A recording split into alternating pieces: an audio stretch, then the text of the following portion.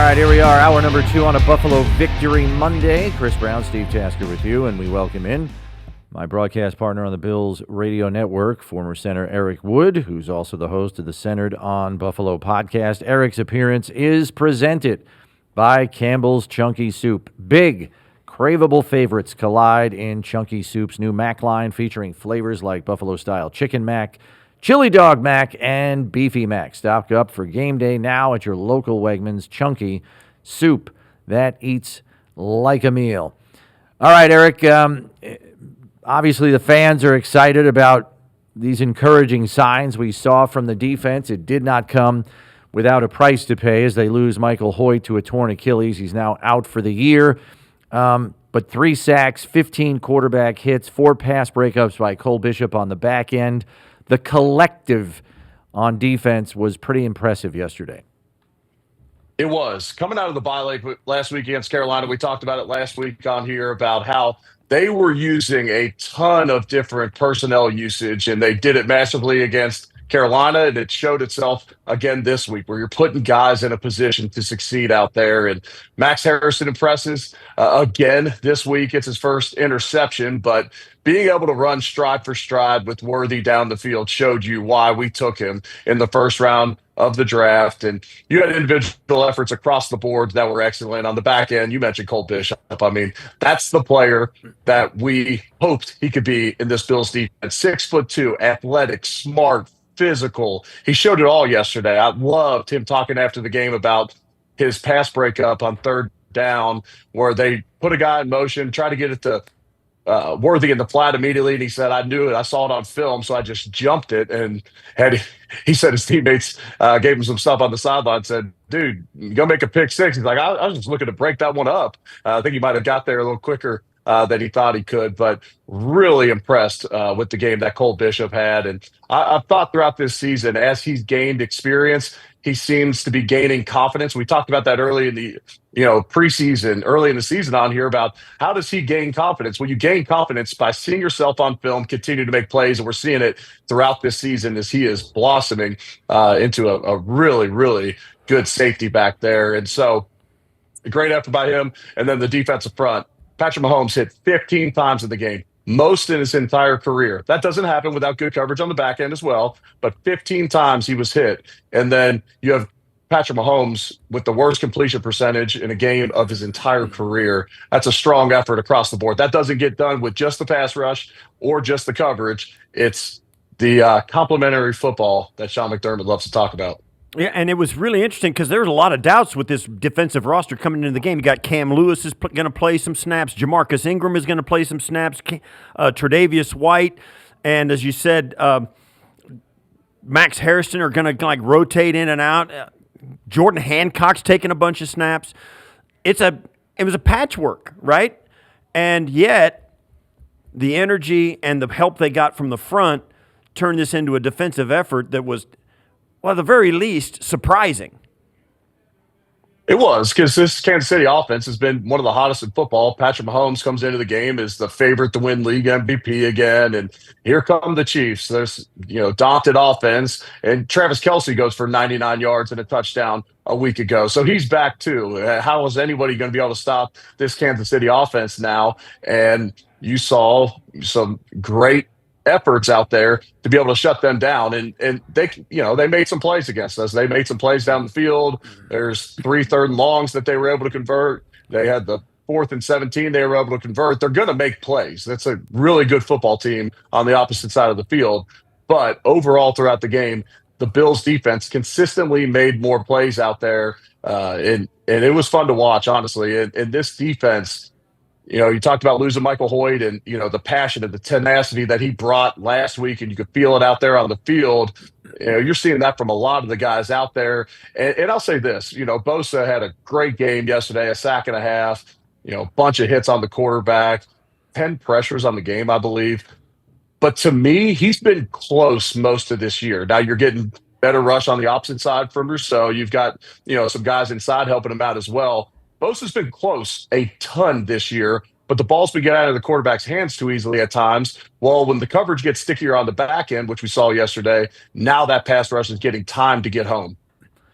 What are you make of the growing relationship here between Kincaid and Allen? I think we've seen flashes of it before, but now it seems to be coming on a more consistent basis. Josh has 23 completions yesterday to 10 different receivers. 7 go to Shakir, 6 go to Kincaid. Nobody else has more than 2. And I'm not saying that's a problem because you're always going to have your favorites, but it just seems to me like the Allen to Kincaid connection has reached another level of productivity. It has. I mean, Josh, amongst his targets last year, he had his lowest completion percentage to Dalton Kincaid a year ago. And, some of that you can call it missed throws, but a lot of times Josh isn't just missing throws out there. He thinks guys are going to be in a touch different spot. And so it just seems like you said, that their relationship is truly blossoming to where that's his guy. That's the guy he trusts in big time situations. It was the third down early in the game where he gets tranquil to fall in coverage and he gets the touchdown. It's the crossing route for those that are watching that just got to see that one. It was a 2nd and 9 play where he just flings it out to Kincaid, put them in a 3rd and short for the following play. It just seems like that's who Josh trusts right now, him and Shakir. And Shakir is going to continue to be the guy that almost is an extension of the run game out there where they get the ball to him on screens, they get the ball to him in space and allow him to make guys miss. And that's going to be his role as well. Now, he had a nice crossing route yesterday. They put him in motion, got him going before the snap, was able to break away on a crossing route. So he has that in his game as well. But those two guys are going to get a ton of targets for the remainder of the year as long as they're healthy because, Josh mentions weekly, what's wrong with the pass game? It's on me. I got to trust my footwork, trust my eyes, trust the guys. And those two guys, it's evident, are two guys he truly trusts out there. So what did you think at the end of the game when the Bills have got it under control? They're driving, they're staying in bounds, they got their 4-minute offense cooking, and they give Prater a chance to put the game to end it, right? There's been some pushback, I think, mostly in the media about because it did turn out right, because the Bills actually won the game anyway, but you put Prater out there for a 50-plus yard field goal. Now, Prater's hit more 50-plussers than anybody in NFL history by a wide margin. What'd you think of the decision? Let's go out there, kick it, end the game right here. And, of course, he got the doinker off the right upright. Yeah, I liked it in the moment. It's a 4th and 6. Do you feel confident that, you're going to get it there? Maybe. And you got maybe the best player on the planet, quarterback. And so you say, okay, let him drop back the pass. They don't take a sack, so you're not giving them more yards. Don't put the ball in harm's way with a turnover, but go try and make a play. That obviously could be an option there. I don't think you punt it from the 34-yard line. And so it's either kick the field goal or go for it on 4th and 6. You missed the field goal, so it's easy to say, hey, put the ball in Josh Allen's hands in that situation. I mentioned right before the kick, it looked like there was a slight breeze into him with a little right to left hurt. Kind of like when I'm standing on a par 3 analyzing a tee shot, just a little right to left hurt here. But I don't know. I like that decision in the moment. I'm not necessarily second guessing it now. I'm sure, the analytics team was in Sean's headset saying, here's your options. But ultimately, Sean's got to trust his gut, and I liked it. What were your guys' thoughts? I know that you guys feel the calls on it. We were talking about it earlier, and I'm not a head coach, but if I'm ever in a position where I can end the game sooner than when 000s are on the clock, I'm doing it, especially if I trust my guys. And as Steve pointed out, no one's hit more 50-plus yard field goals in the history of the league than Matt Prater. It was 3/4 up the upright when it hit it. So it had the distance. It just faded on him a little, and I think that's one of the reasons why he likes to kick from the left hash more than the right, because he knows he's got a little fade on his ball. Yeah, I was good with it because it's Prater. And the reason you're not good with it, the only reason you're not good with it is because you're playing the Chiefs. And that, right. You can say what you want. Because we have scar tissue, right? And we've seen that movie before. And there was like 3 times during the course of the game where it's like, I've seen this. This is what's going to happen. They're going to come back. They're going to score a touchdown. We're going to get da-da-da. We all had the scenarios as Bills Mafia that's what's going to happen. But if it's anybody other than the Chiefs, if that's the Carolina Panthers, if it's the Jets, if it's Miami, if it's the Patriots, you're kicking the field goal. And the only reason you question it is because it's Pat Mahomes, and we've seen that guy do that to us too many times. Other than you got to be right. And you got to be careful in those instances not to step too far out of your comfort zone and your routine play. Like the 4th and 2 early in the game, I think Sean goes for that regardless of who they're playing. But you're right around midfield, and you're like, it's the Chiefs on the other side, and it could be anybody. Call it any team in the league with a top 5 offense. You're probably sitting there going, okay, we need to maximize points per possession. Both of these teams came into the league number 1 and I believe number 3 in the league in time of possession. So each team ended up having 10 possessions in the game yesterday. Kind of thought that would be right around the number. So with 10 possessions, you got 4th and 2. You roll the dice because it's the Chiefs. Do you do it differently if it's someone else? Maybe. But you got to be careful going too far to the other extreme and doing something silly. You mentioned it on the broadcast, but we know that Spagnuolo likes to get creative on 3rd downs, and there were a healthy number of those through the course of the game where he had opportunities to get exotic, and Joe Brady had a nice counter to that. Maybe just kind of lay out what you saw and why you felt it was effective in preventing Josh from ending up in some hairy scenarios on 3rd and longs.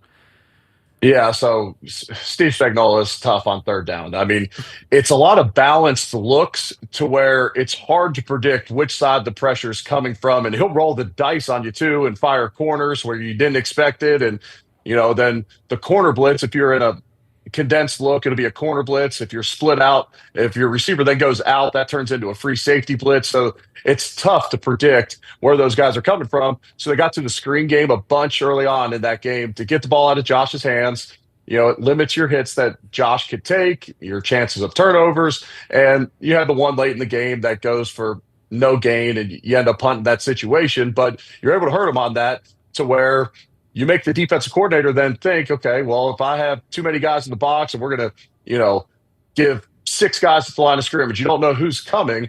Okay, well, now we're going to fling it to the outside and try to get up the field for a first. And then there were other times where we didn't run the screen where Josh made quick, decisive decisions and was able to beat him with the football. All right, so let's spin it forward now. You're on the road in Miami, a team that looks it looks like nobody's trying to win games down there except the guys on the field, right? They fired the GM. The owner's already got a reputation for trying to pay Brian Flores to lose games back when they were trying to tank for Tua. I mean, they have no qualms about looking towards next year a little bit earlier than other teams are. So what are your thoughts about how to handle mentally as a player a team that everybody, you stick a fork in, right? Except that you got those guys out there that are going to really try and win.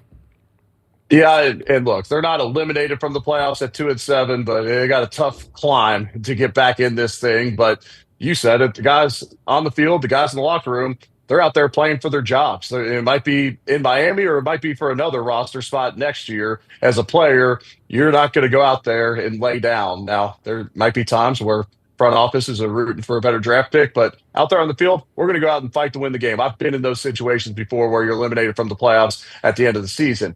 If you're the Bills, you don't want to go in with this fully your mindset of, hey, let's jump on them early, get them to quit, because that could, if it doesn't go like that, then, you're like, oh, well, shoot, now we got our hands full here, which may or may not be the case. You could, end up breaking the doors open later in the game per se. But internally, as a player, when you play a 2-7 team that just fired their GM, they just traded Jalen Phillips, and who knows if other guys will get moved before the trade deadline. If you could jump on them early, make them feel like they're 2-7, make them feel like they want to quit. Now, these Bills-Dolphins games have been pretty chippy over the years. Maybe not as chippy as back when you were playing, and it was the Kelly Marino, the rivalry back then.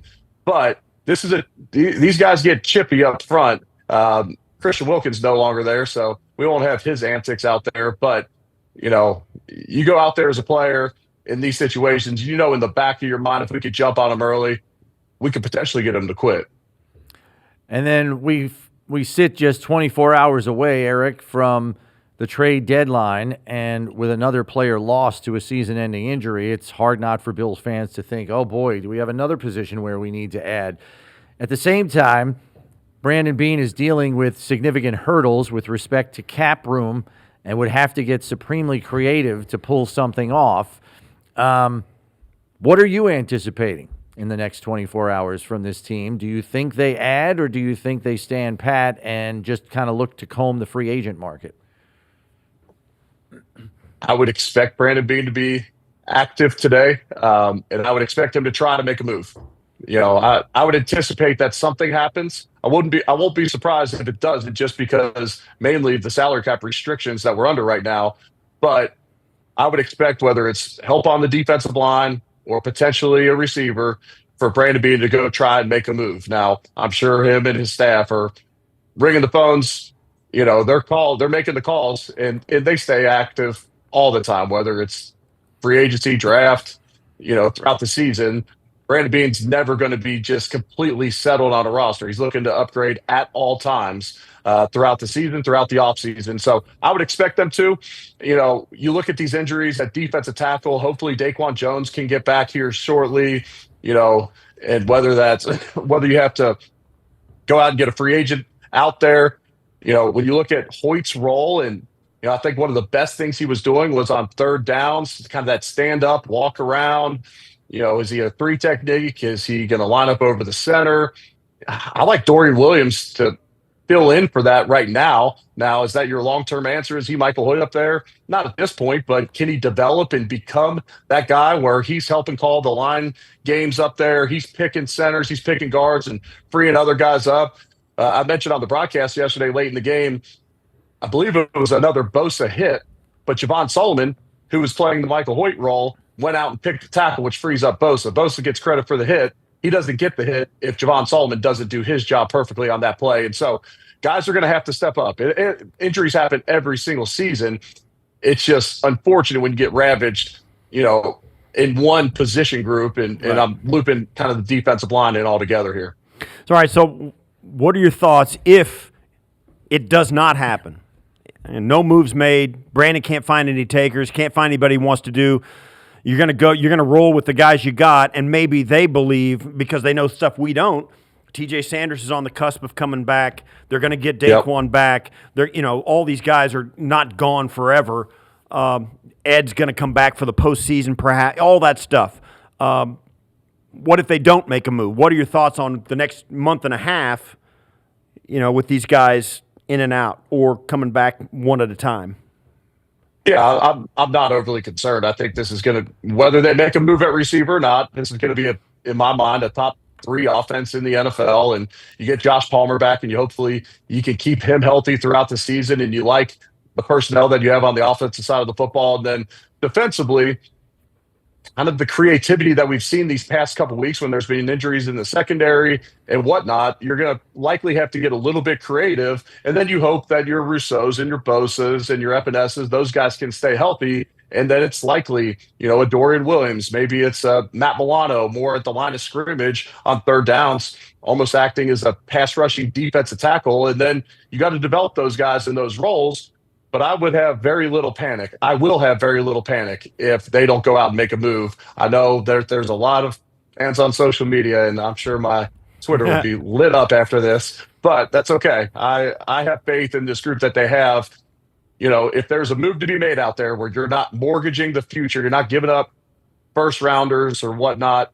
I like this roster where it's at right now. You mentioned the guys that could come back on the defensive side of the football, and then offensively, Josh Palmer hopefully comes back soon. Maybe there's a Gabe Davis elevation at some point where, he can get back to, being our, call it a number 3, number 4 receiver for us. Always been an excellent blocker, always been an excellent special teams player, has some monster games.